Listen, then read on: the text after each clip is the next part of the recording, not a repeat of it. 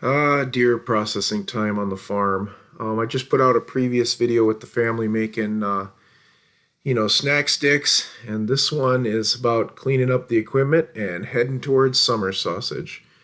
So summer sausage is probably the favorite meat that we process on the farm. You can make this out of goat. You can make it out of deer. This recipe works great for either one.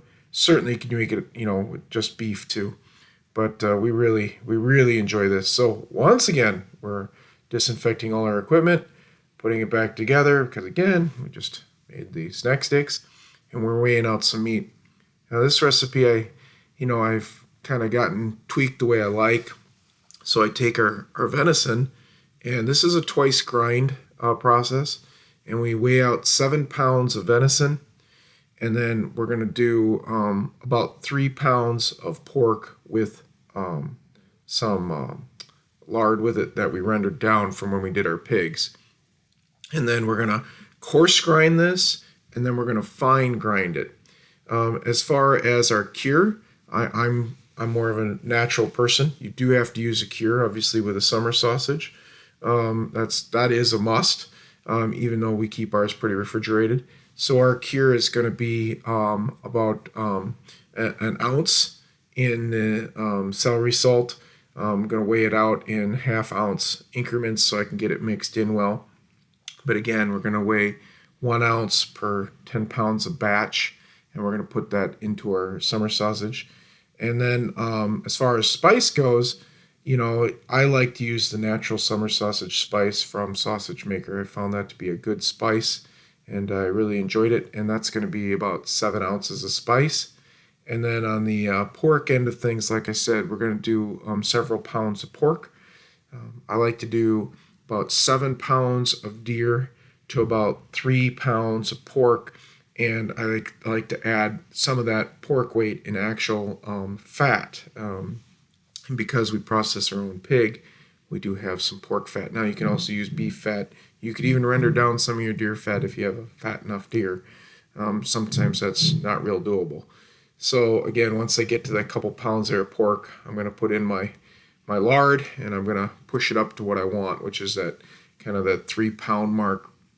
And then we're going to do a coarse grind, and then we're going to do a fine grind. And everybody's a little different with their grinding plates. So again, it's preference, folks. I find that if I do this double grind like this, my summer sausage has a real consistent texture, which is what my kids like.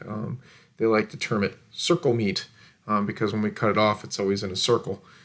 We take our summer sausage and eat it in sandwiches. We pan fry it. We dice it up and put it with our scrambled eggs. So it's really a staple here on the farm.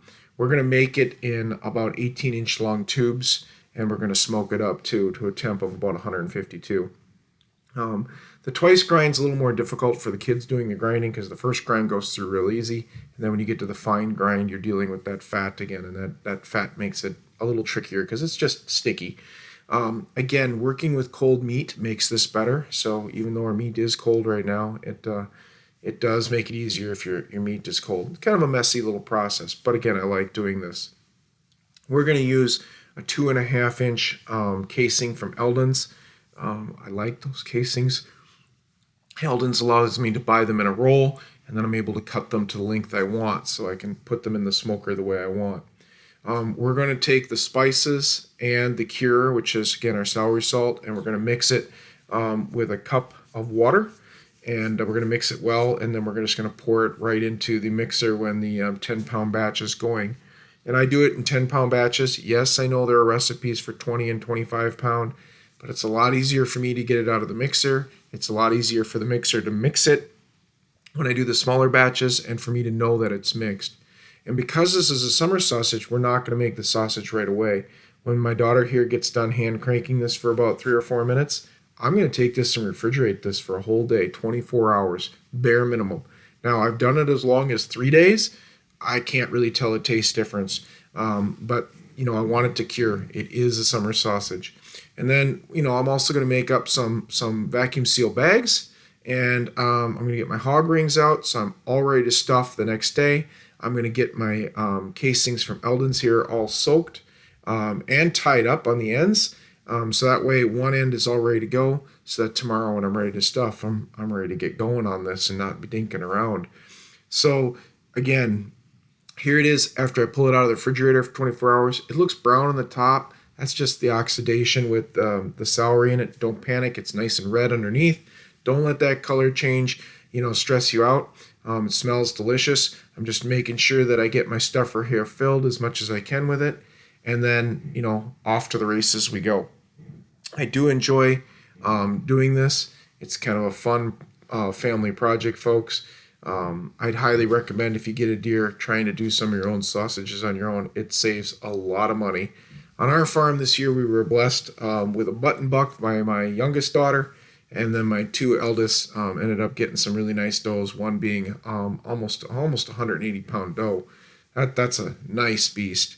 Got the Cabela's stuffer here. I'm just pushing down the plunger here with the electric motor. Again, we use the foot pedals on these. I've done videos on that. Great attachment. Recommend it. Once that sausage starts coming out, I like to thread the casing on there. Make sure you don't get too much air in it. Sometimes you got to just tap your pedal to get the sausage to come to the end, so you don't get a great big air bubble in the end of these. And then literally it's hold it tight and stuff it tight. These are I would consider a casing that I'm going to peel off. So I'm not going to eat it, but they're a real tough casing that Eldon makes. And that's really nice because I can stuff these things really firm. And I like that. I like a real firm summer sausage. I don't stuff these loose like I do the snack sticks or the bratwurst. Okay, so I'm going to stuff these tight. I'm going to twist the end, and then I'm going to use about a 1/4 inch, hog tie and clamp them. Now you can tie them at the end too with your cotton and your string. I just find it harder to tie and keep it tight. So I twist them around, and then I take my hog ring pliers, and then I put a quarter inch on it, which is a small one, and then I get them really nice and tight, and then I pinch them down, and then it's going to be off to the smoker with these. Smoking is different depending upon your method. Because these have sat for 24 hours and the casings are nice and dry after I've wetted them down and stuffed them, smoking won't take too long in the smoker. I'm going to take all these and do them in one batch. I'm going to make sure they don't touch. I'm going to have temperature probes in them. I'm going to start out probably around the 150 mark for temp, and then I'm going to push my temperature up to about the 200s. And I'm going to get these things done, probably in about 3 hours.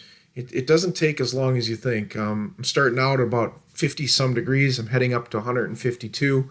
I'm doing it with a hickory wood because I was doing some leg of goat and I was doing some snack sticks. I just decided I'm going to be consistent, and I'm going to push the stick up all with hickory this year, which is fine. Here we are. We're at 122. We're making great progress. We're about an hour and a half into it. And, it took me a little longer than I thought, but that's okay. We're getting her done. We're pushing closer probably to that 4-hour mark, but they're all done. They hit 152 degrees.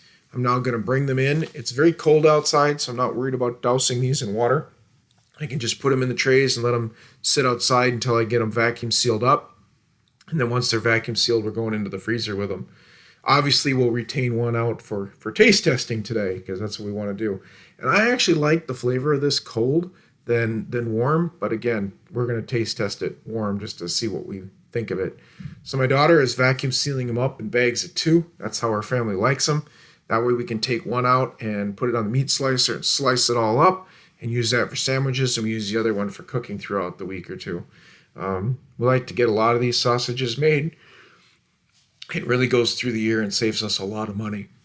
So we'll vacuum seal this puppy down and we'll make a whole bunch of these. We'll get these things into the freezer and they're going to be just what we like.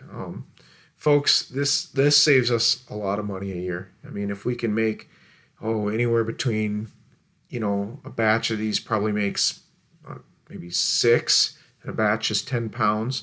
So if we can make, 5-6 batches out of like 2 deer, that's absolutely excellent. Say 5 batches would be 50 pounds of meat. And we'd probably get 30 of these. which would be 15 bags. That's just wonderful. So let's slice into this. Let's show you what we got here, folks. It's a nice, even consistency. You can see the little mustard seeds and stuff in it. It looks delicious. It smells delicious. It tastes delicious. It's a good recipe, folks. I hope you enjoy it. I know on the farm here we enjoy it. It's absolutely good. I'm trying it right now. It's delicious. We're going to throw this into the freezer, get these packed away for the year. Appreciate you watching and liking and subscribing to our channel, folks, as we make these great recipes out of things that we've produced and harvested on our farm. Thanks.